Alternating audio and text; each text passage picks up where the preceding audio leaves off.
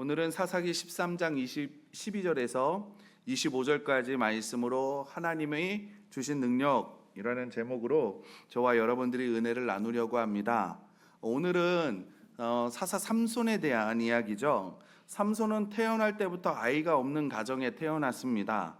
성경을 보다 보면 자녀가 없는 가정에서 자녀가 태어나면 이렇게 성경에서 좀 인물이 좀 되는 것 같아요. 아브라함의 아들 이삭도 그렇고 한나의 아들 사무엘도 그렇고 삼손도 그런 것 같습니다.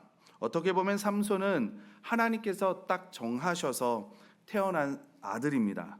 사사기 13장 2절을 보면요, 단지파에 마노아라는 사람이 있는데 그 아내가 임신하지 못하였다라고 성경이 말씀해요. 근데 어느 날 천사가 여인에게 나타나서 네가 임신하여 아들을 낳을 것인데 이 아이는 하나님께 바쳐진 나실인이기 때문에 포도주와 독주를 마시지 말고 부정한 것도 먹지 말고 삭도도 머리에 대지 말라, 그렇게 말합니다. 그리고 그가 블레셋 사람의 손에서 이스라엘을 구하는 일을 시작할 것이다 라고 이 천사가 말합니다. 그러니까 나실인이라고 하면요, 우리가 하나님 잘 알다시피 하나님의 사명을 위해서 특별히 헌신된 사람을 말하잖아요. 보통의 나실인은 서원을 하고 서원이 끝난 다음에는 일반인처럼 그냥 살아가는데 삼손은 특별하게 죽을 때까지 나실인이었습니다. 이렇게 부름받은 삼손은 블레셋 사람들이 다스리던 때 약 20년 동안 이스라엘의 사사로 있었습니다. 여러분, 이 삼손이 얼마나 대단했냐면요, 만약 삼손이 잘했으면 나라를 세우고 통일 왕국은 다윗이 아니라 삼손 때 이루어졌을 것이다 라고 말할 정도로 이 삼손은 능력이 굉장히 많은 사람이었습니다. 그런데 이런 뛰어난 삼손임에도 불구하고 성경을 잘 보면요, 블레셋을 물리치고 이스라엘의 삼손이 사사로 있는 20년 동안 이스라엘이 평안을 누렸다라고 하는 성경 구절이 안 보여요. 그러니까 보통 사사들은 어떻습니까? 규칙이 그렇잖아요.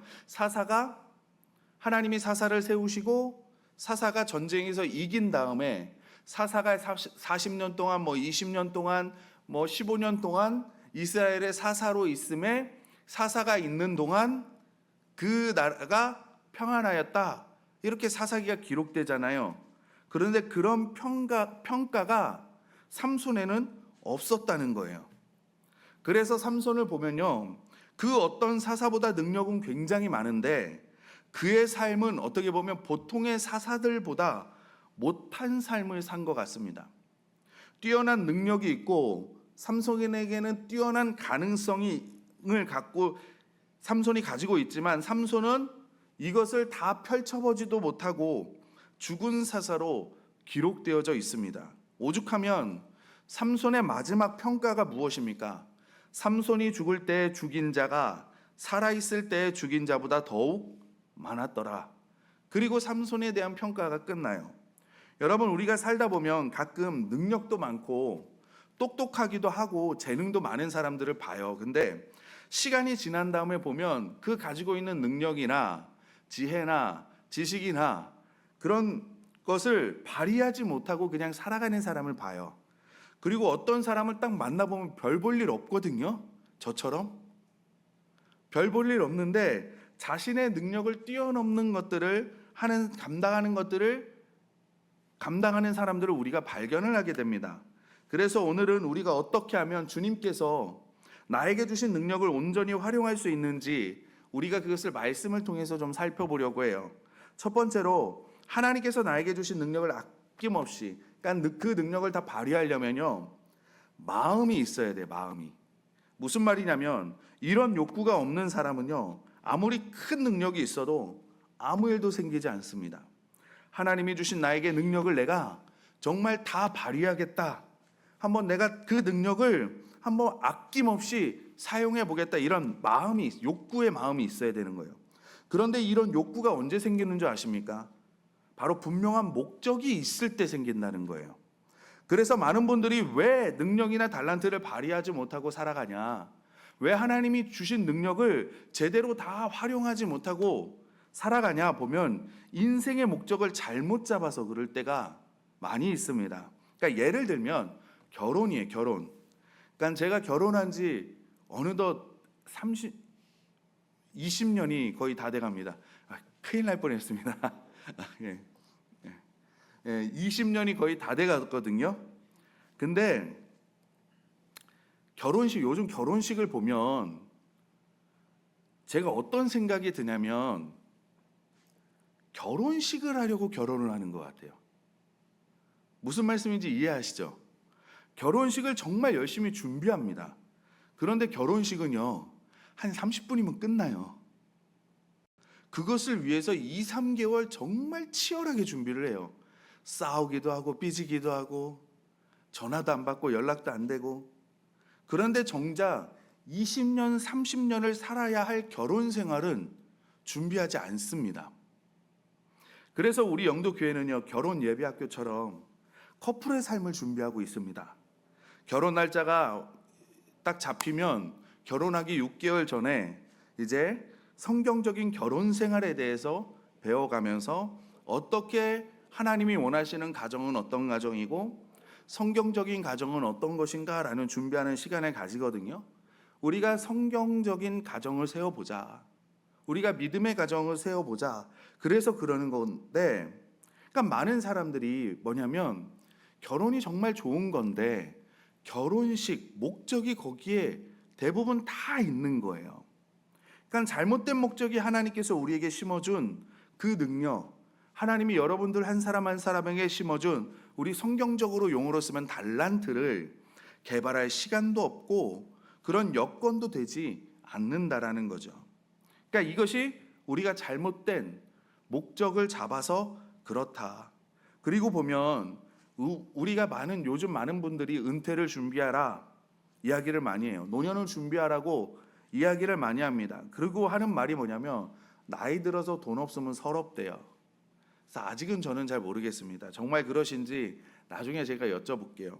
근데 편협적인 좀 이게 극단적인 얘기기는 한데 우리가 은퇴 준비를 서럽지 않으려고 하는 겁니까? 우리가 노년을 준비하는 게 서럽지 않으려고 준비하는 겁니까?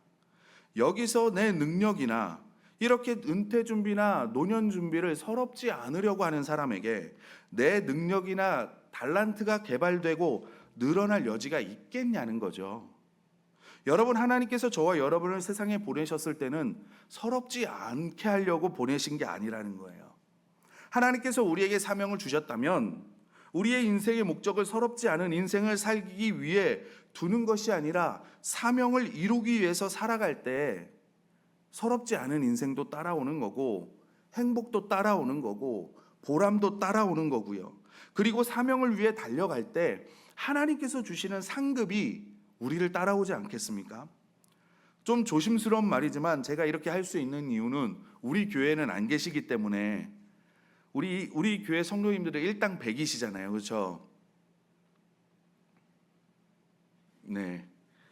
예전에 옛날 때 기억을 떠올려 보시면 교회 생활을 편하게 하시려는 분들을 보면 교회에 와서 뭔가를 하기보다는 어때요? 뭔가를 받으려고 하는 사람들이 많아요. 그러니까 옛날 한 20, 30년 전을 한번 생각해 보세요. 이런 분들의 교회 생활을 생각해 보면 교회에서 얻어지는 것이 없으면 뭐래요? 불평과 불만을 많이 하시죠. 그래서 이런 분들의 입에서 행복하다, 즐겁다, 기쁘다, 은혜된다 이런 말이 나옵니까? 나왔었습니까? 안 했었잖아요. 제가 어릴 때 가끔 부모님께서 저를 보면서 먹는 것만 봐도 제가 먹는 것만 봐도 행복하다라는 말씀을 가끔 하셨어요. 그러면 저는 이해가 되지 않았습니다. 아니 배고프면 먹어야 행복하지. 그렇잖아요. 먹어야 행복하지.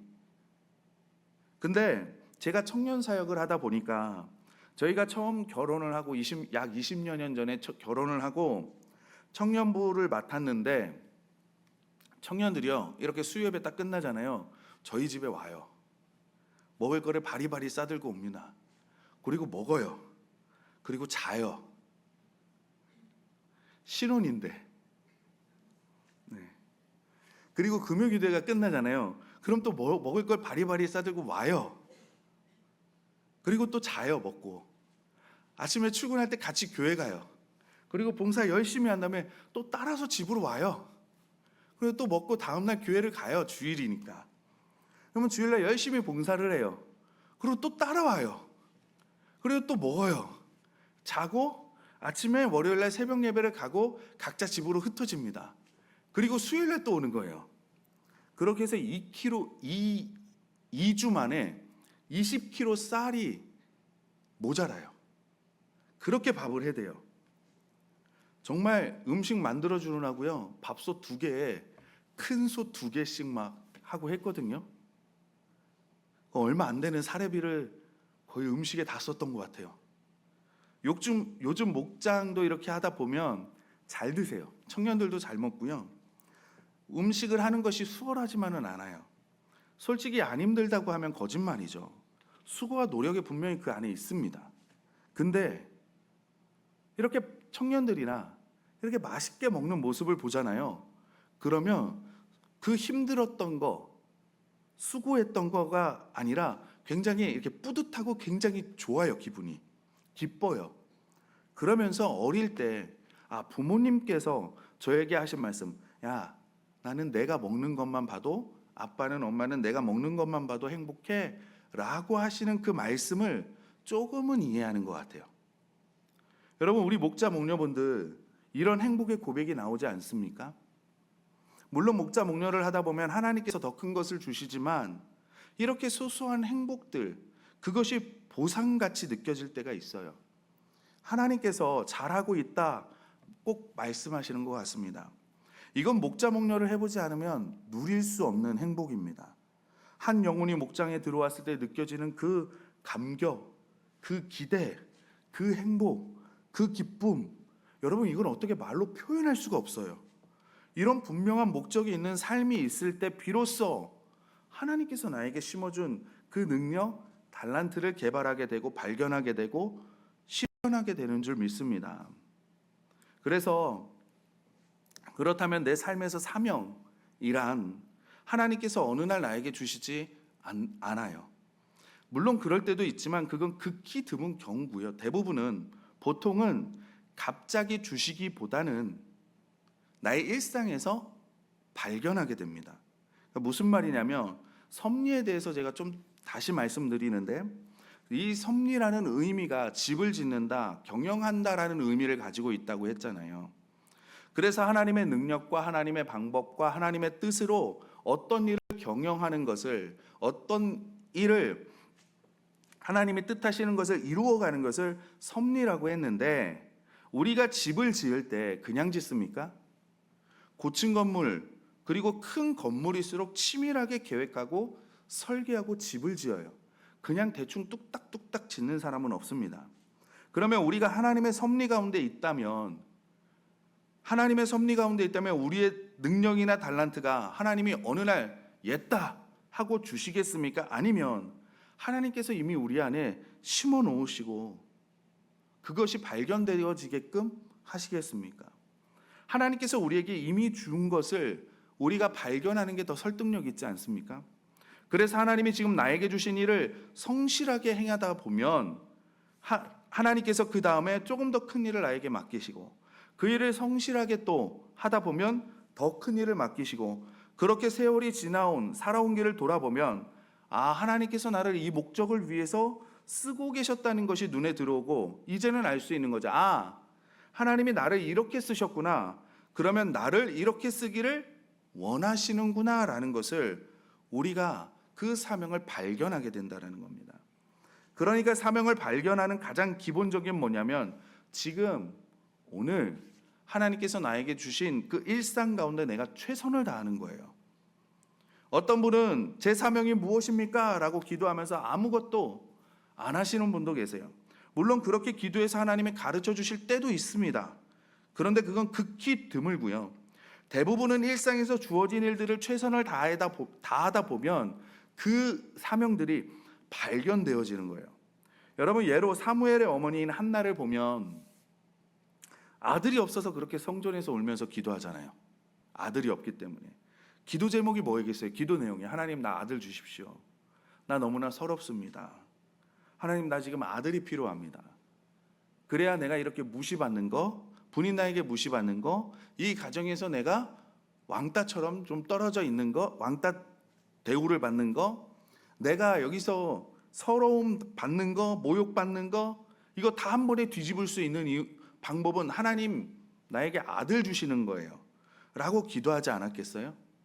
그런데 그렇게 기도하다 보니까 어느 순간 깨달아지는 거죠. 아, 하나님께서 나에게 아들이 필요한 것처럼 지금 하나님께서도 아들이 필요하시구나. 그러니까 기도 내용이 바뀌어지는 거예요. 뭐라고요? 하나님 아들이 있으면 이 불행이 끝나고 이제 내 인생은 행복입니다라는 그 기도의 내용이 하나님, 내가 지금 아들이 필요한 것처럼 하나님께서도 아들이 필요하셨네요. 저에게 아들을 주시면 그 아들을 하나님께 드리겠습니다. 내용이 바뀌어지잖아요.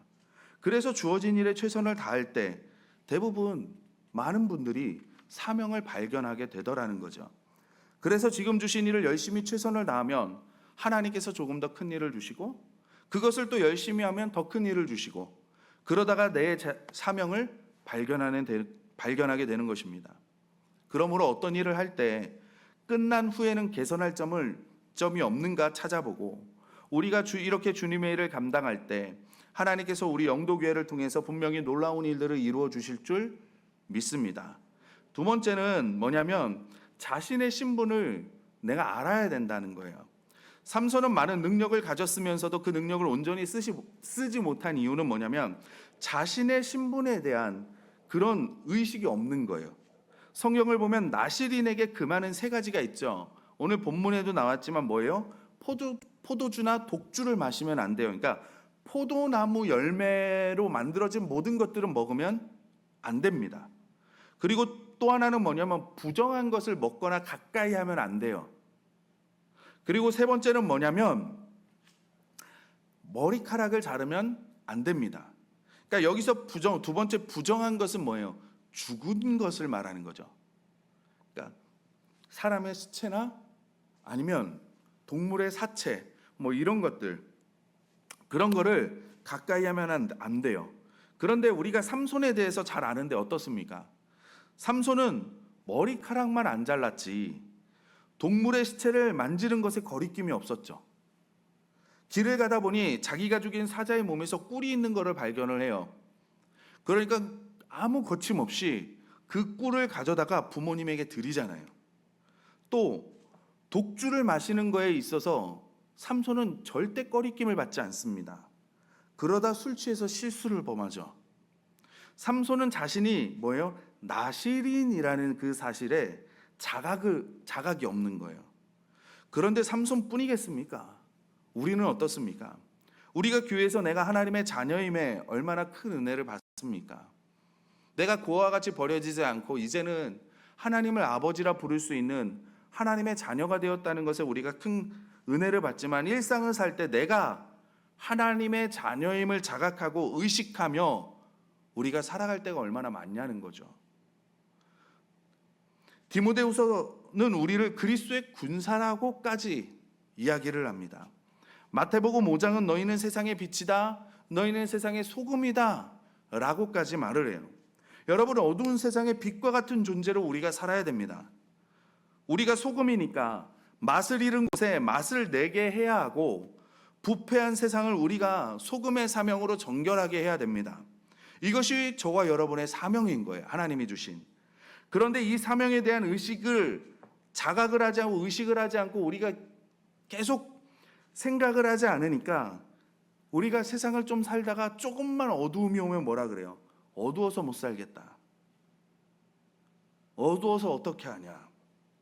여러분, 우리가 그러고 있으면 세상 사람들은 불빛 한 점 없는 망망대해를 항해하고 있는데 저와 여러분이 등대 역할을 해줘야 되는데 그들은 어떻게 가냐는 거죠.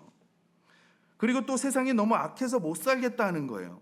여러분, 하나님이 우리를 소금으로 그곳에 둔 이유가 무엇입니까? 소금으로 맛을 내야 되죠. 오염된 곳을 정화해 나가야 되는 거예요. 정결케 해야 되는 거예요. 그러니까 왜 우리가 그런 이야기들을 많이 해요? 사명에 대한 우리가 인지를 하지 않기 때문에 그렇습니다. 그리고 우리는 군사입니다. 군인이에요, 군인. 군인은 전쟁의 날을 위해 훈련하고 준비하는 사람들이잖아요. 그런데 전쟁 때 싸울 수 있는 훈련도 하지 않고 준비도 하지 않아요. 그러다가 영적 싸움이 오면 내가 군인인 것도 생각하지 않고 그냥 항복해버리고 도망가고 그래버리는 거죠. 그러니까 우리 신앙생활을 하다 보면 우리는 영적 싸움도 합니다. 그래서 전쟁을 하다 보면 내가 다치기도 하고 공격받기도 하고 저항을 받기도 하는 거잖아요. 우리 어르신들이 그런 말씀을 참 많이 하세요. 야, 구더기 무서워서 장 못 담그냐? 그러니까 우리가 인지를 하지 않으니까 구더기가 무서워서 장을 안 담고 있는 거죠.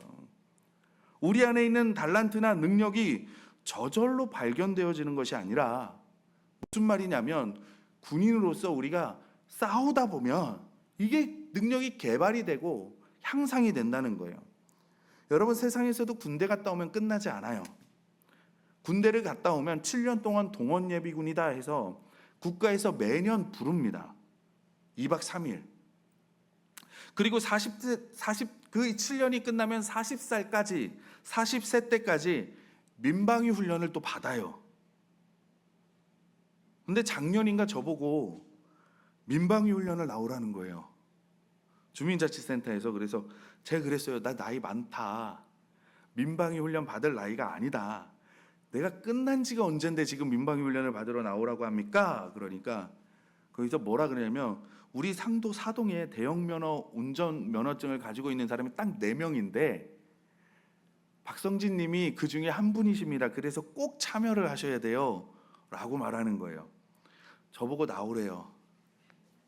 네. 근데 세상에서도 전쟁 준비를 하려면 이렇게 철저히 준비를 해요. 그러니까 여러분들에게 기회가 주어졌으면 피하지 말고 좌절하지 말고 불평하지 말고 도망 다니지 말고 그래, 하나님께서 나에게 주신 그 능력을 발견하고 개발하고 향상시키기 위한 정말 절호의 기회다 라고 결단하시고 뛰어드시기 바랍니다. 여러분, 세상이 얼마나 악한 줄 아십니까? 여러분, 이런 세상에서 찐 사랑의 이야기를 보면 우리 정말 감동받잖아요. 그렇죠? 우리가 그래서 그리스도의 사랑을 가지고 사랑을 하면 사람들이 좋아할 것 같죠? 대부분은 이용하려고 할 겁니다. 여러분, 우리가 하나님의 말씀으로 의롭게 살려고 하면 사람들이 대단하다 그럴 것 같죠?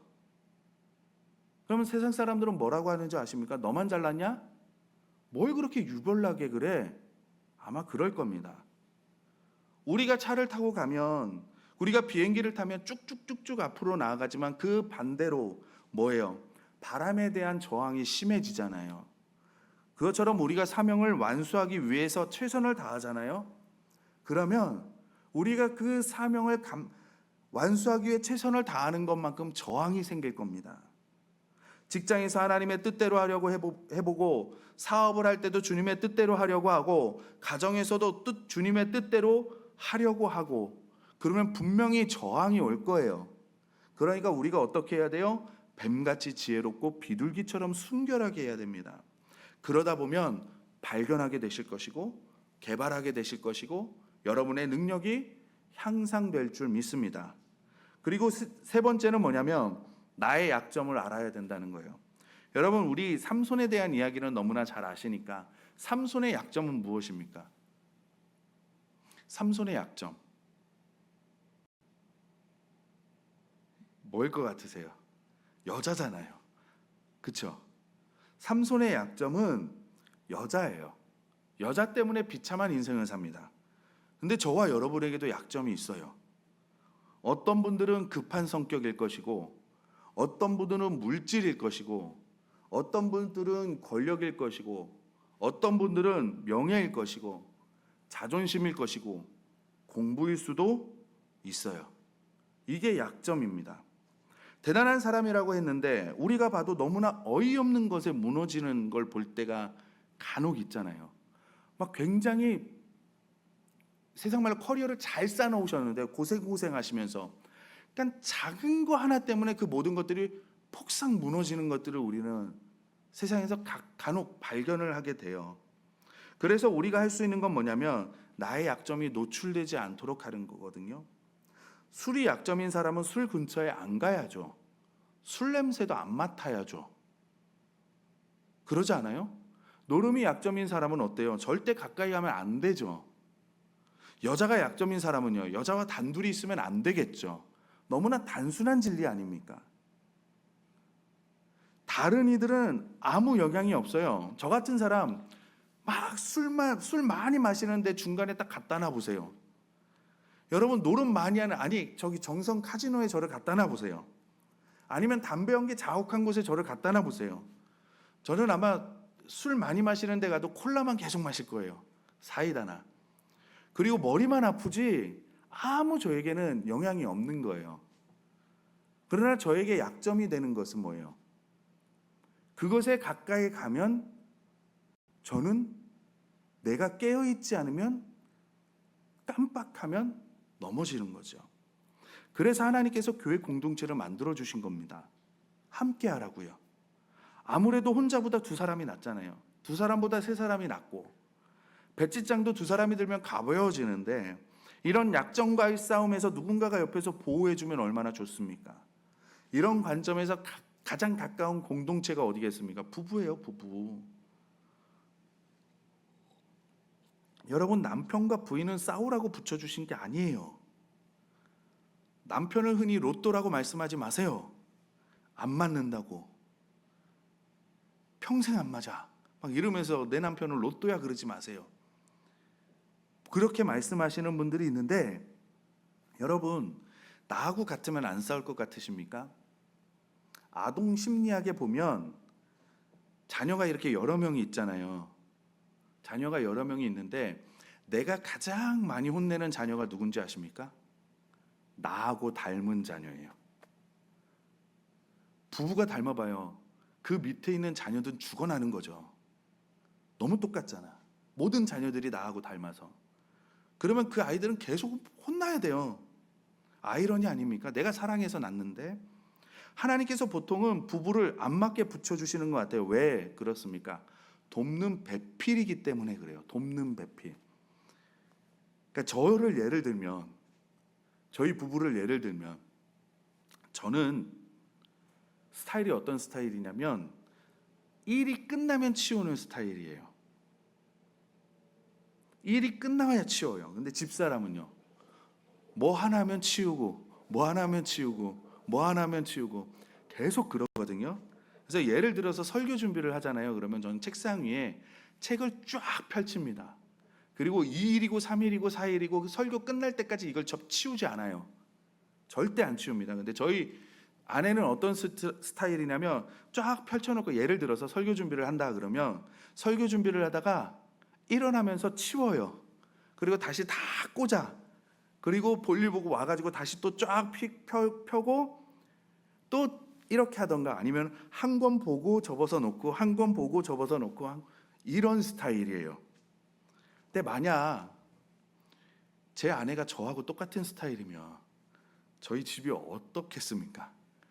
발리 딜 것도 없이 난장판 아니겠어요? 그러니까 무슨 말이냐면 돕는 배필이라는 거예요.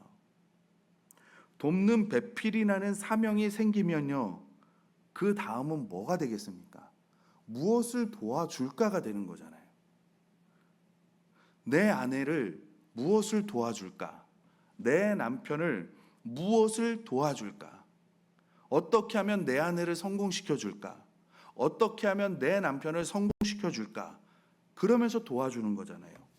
그러니까 나의 약점을 잘 인지하고 약점이 노출될 수 있는 장소나 환경을 만들거나 가지 않는 것이 제일 좋고, 그 약점을 기도 제목으로 삼으셔서 약점이 되지 않도록 우리가 해야 되고요. 그래서 주님이 주신 사명의 길에서 표대를 향해서 최선을 향해서 달려가시는 저와 여러분들이 되시기를 주님의 이름으로 소원합니다. 마지막으로 나의 능력을 발휘하려면요, 동역해야 돼요. 동역해야 됩니다. 협력해야 됩니다. 하나님께서 삼손을 세우신 이유는 블레셋 사람의 손에서 이스라엘을 구원하기 위해서입니다. 그런데 삼손의 사역을 이렇게 쭉 살펴보면 힘도 세고 싸움도 잘하고 능력도 많고 제가 볼 때는 똑똑했던 것 같아요. 지혜롭기도 했던 것 같습니다. 그런데 그래서 이 삼손이 블레셋도 들이받는데 이스라엘도 들이받고 장로들도 들이받아요. 세상 말로 말하면 지잘난 맛에 계속 살아갑니다. 20년 동안. 그게 삼손이에요. 함께 일하는 지혜가 없어요. 동역하려고 하지 않아요. 그래서 우리는 인생에서도 동역하는 그 지혜가 필요하다는 겁니다. 여러분, 모세를 생각해 보시기 바랍니다. 모세는 최고의 학문을 배우고 능력도 배운 뛰어난 능력자잖아요. 그런데 그 주위를 보면요, 아론도 있었고 훌도 있었고 여호수아도 있고 갈렙이라는 걸출한 인물들이 그 주변에 딱 포진되어져 있었거든요. 그리고 나중에 보면 계속 돕는 사람들이 생겨요. 10부장도 있고 50부장도 있고 100부장도 있고 1000부장도 생겨요. 그리고 또 시간이 지나면 어때요? 70인의 장로들과 함께 이 이스라엘을 다스리며 세워 나아가잖아요. 모세도 혼자 일하려고 하지 않았습니다. 옆에 항상 동역자들을 두었어요. 다윗은 어떻습니까? 여러분, 다윗이 혼자 있는 것 같습니까? 아니에요. 다윗을 쭉 우리가 역대기를 읽어보면, 역대기나 사무엘 상하를 읽어보면 그 다윗에 대해서 평가할 때 3인의 용사, 30인의 용사, 뭐 이렇게 용사들을 계속 이야기를 해줘요. 그러니까 다윗도 주변에 함께 일할 동역자들이 있었다는 거예요. 그러니까 여러분, 기회입니다. 제가 모세 같겠습니까? 다윗 같겠습니까? 여러분, 모세와 다윗 옆에서 일하시려면 굉장히 피곤하셔요. 웬만큼 일해서는 여러분이 일한 것만큼 빚을 못 받아요. 여러분, 그런데 저는 어때요? 조금만 도와주셔도 빛이 나십니다. 조금만 도와주셔도 여러분 딱 드러나요. 그러니까 기회예요, 기회. 뛰어난 사람과 동역하려면 힘들어요. 정말 힘들어요. 그런데 여러분, 저는 쉽잖아요. 조금만 일하고 조금만 도와줘도요, 막 여러분 높아집니다. 조금만 일하셔도 하나님께 칭찬 많이 받으셔요. 그런 일들이 수두룩수두룩합니다. 그러니까 기회예요, 여러분. 하나님 앞에 칭찬 받으실 기회라니까요. 주저하지 마시고 결단하셔서 내가 하리라. 그리고 같이 저와 함께 걸어가시면 됩니다. 그러면 어떻게 남과 일할까요? 세워주는 일이에요. 세워주는 일. 남을 성공시켜 주려고 하면 됩니다. 저는 우리 성도님들이 신앙생활에서 성공하실 수 있도록 세워주려고 노력하고, 여러분 저를 목회에 성공할 수 있도록 세워주려고 노력하시고, 주님께서도 말씀하시잖아요. 대접을 받으려고 하면 대접하는 자가 되고, 높아지려면 섬기는 자가 되어라. 이제 말씀을 맺겠습니다. 내가 하나님의 자녀임을 인지하고 열정을 가지고 사명을 이루어 나아가십시오. 나의 약점을 보완하시고 약점이 약점이 되지 않도록 하시고 동역자들과 함께 하나님의 나라를 이루어 가시기를 바랍니다. 그러면 저는 우리 영도교회와 저와 여러분이 하나님 앞에 큰 상급을 받는 귀한 하나님의 자녀가 될 줄 믿습니다. 이런 저와 여러분들이 되시기를 주님의 이름으로 축원합니다.